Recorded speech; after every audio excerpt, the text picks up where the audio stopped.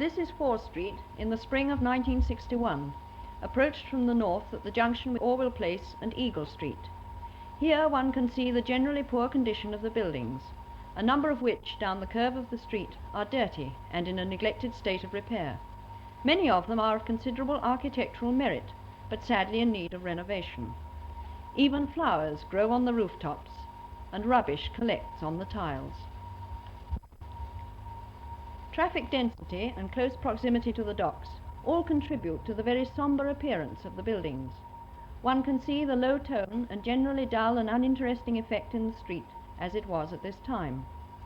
For years, dust and dirt from dockside granaries and coal and timber wharves has been blown and carried onto the buildings, the pavements, and even the signboards and trolleybus poles. The ever-increasing numbers of heavy vehicles continually passing through in both directions have added their quota of grime and soot. Cars, buses, lorries, tankers, vehicles of every description are using 4th Street more and more as each year passes. Its importance as a trading centre and as a through road to the growing housing estates and the new outlying industrial areas, as well as a main route to the coast, is becoming daily more obvious. Even this beautiful old building, a merchant's house of the early 17th century, with its raised plaster panelwork and very fine windows, similar in character to the ancient house in the Butter Market, has suffered the depredations of time. Torn and tattered posters add to the general air of neglect. Improvement was obviously necessary if the many worthwhile buildings were to be preserved, and the general visual effect of 4th Street brought up to a reasonable standard befitting its growing importance. A concerted effort by every owner or occupier was undoubtedly required. The dull and dingy appearance was so universal and of such long standing that it had become accepted and unnoticed. Apathy and lack of action on the part of those who would have been most interested was as obvious as the ever-increasing use of the street by vehicular and pedestrian traffic. Obvious also was the very pressing need for an extensive clean-up. Many of the buildings are well known and are landmarks in the town. Sign brackets, long forgotten, mar the character of many of the buildings. Dirty walls, damaged gutters, broken plaster, uncared for brickwork, and rotting wood are everywhere to be seen.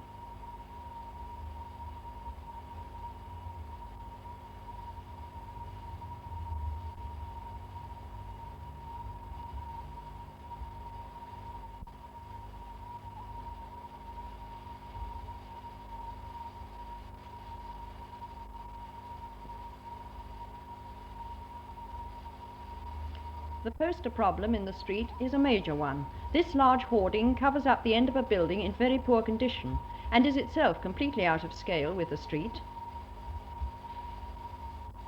The small area of ground in front represents a missed opportunity and is of no real value to the public. The derelict areas adjacent to and visible from 4th Street are used as parking and dumping grounds in an haphazard fashion. Curbstones, long ago worn away, have never been replaced. Pavements have never been laid, and bricks and rubble have been left strewn over the ground. With the urgent need for more off-street parking, a comparatively small sum spent on resurfacing would pay handsome dividends. This shows that the corporation played its part in the improvement scheme, but there is still much to do.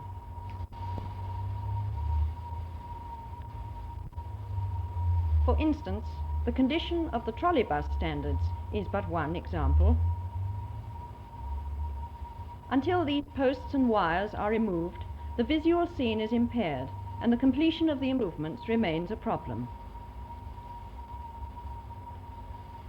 By the time the stall risers of some of the shops had been repaired and repainted, the area was so much smarter and brighter that it was almost unrecognizable as the previously dull and uninteresting section. As in so many matters, a little time, a little thought, and then prompt and effective action will quickly produce excellent results.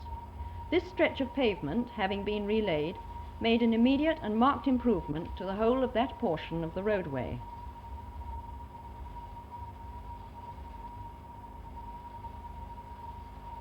Here is the junction with Salthouse Street.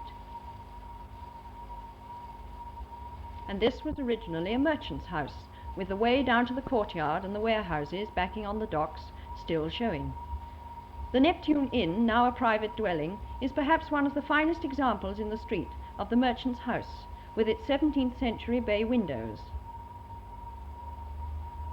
and other parts dating back to the 13th century and earlier.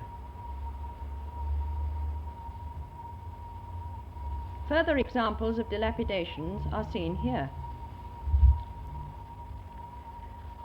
One large gap in Fore Street has been filled by a modern petrol service station, backed by the skyline of the new Civic College on one side and St. Clement's Church, not seen here, on the other.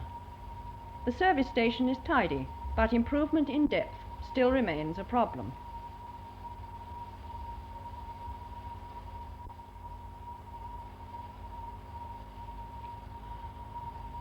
Work on roads leading off the street had also to be considered. This hostel, which had been an outstanding landmark for years, with its interesting and unusual exterior, was cleaned and repainted.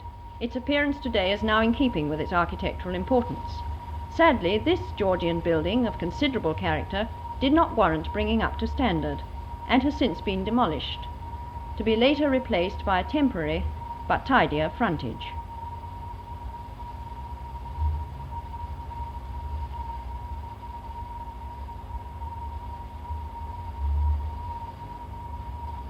This new section required no further attention other than painting. The demolition of the social settlement, already under consideration, was brought forward through the efforts of the Improvement Scheme Committee, and this building also is now no more.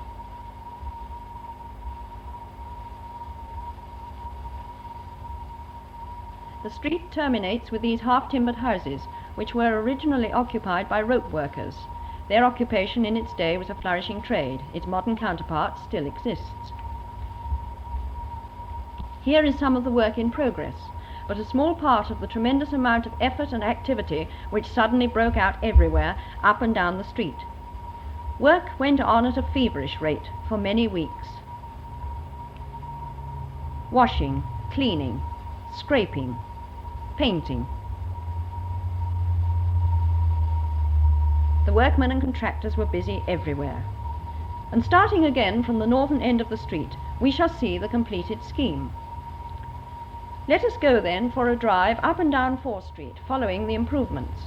In February 1961, the scheme was inspired by the Ipswich Society at a meeting with the occupiers. The idea was taken up with considerable enthusiasm, and a committee was elected to carry it into effect.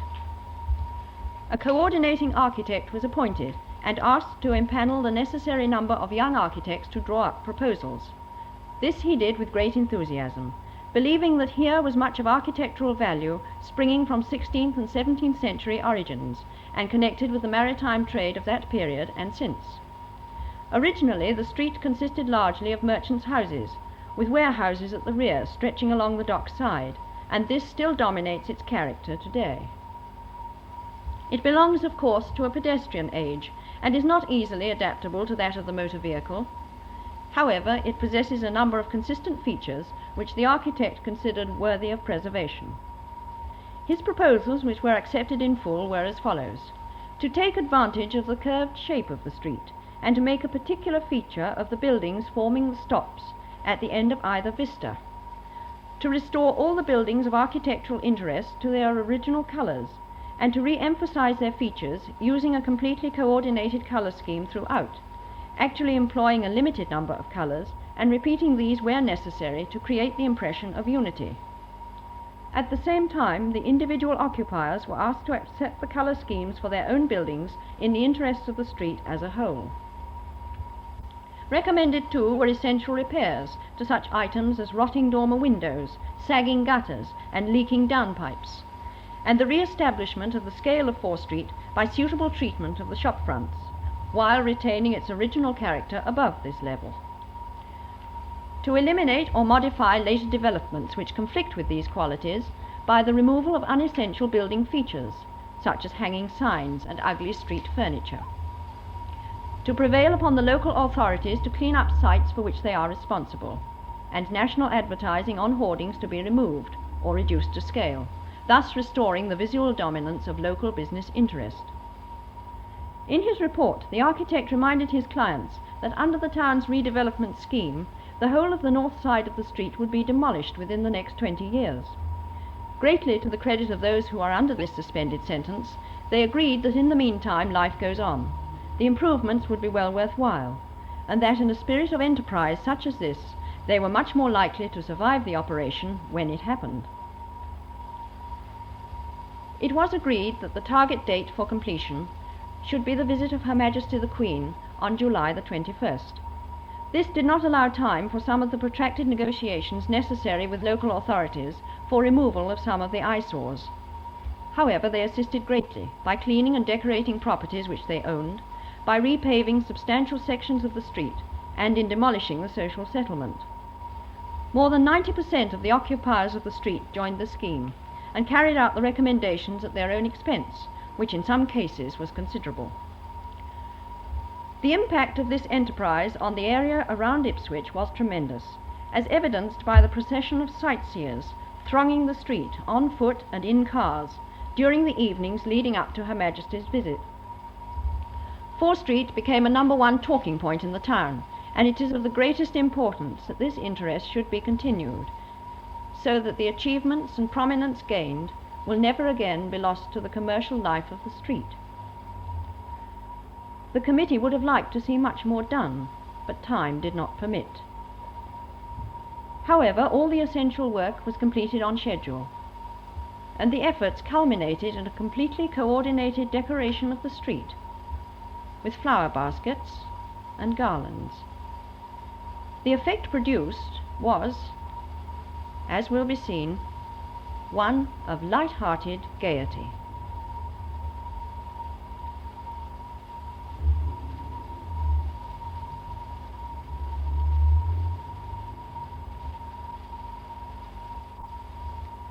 The visit of Her Majesty the Queen provided yet another opportunity for Fore Street to shine, and during that period it looked a picture.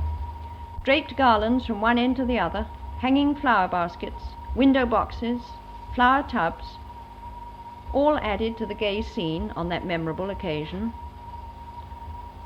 Fore Street was proud of itself, and, judging by the complimentary remarks, Ipswich was proud of Fore Street. As late as the day before the royal visit, the final arrangements were still going on. Finishing touches were being put to paintwork. Signwriters were busy completing new fascia lettering in more contemporary styles. Garlands were being adjusted, and flower baskets given a final watering before being rehung. The activities of the previous weeks had reached a peak, and no effort was spared to get the job done on time. It was certain from the results already apparent that a most worthwhile job was really being done well. And what a contrast here, the old and the new.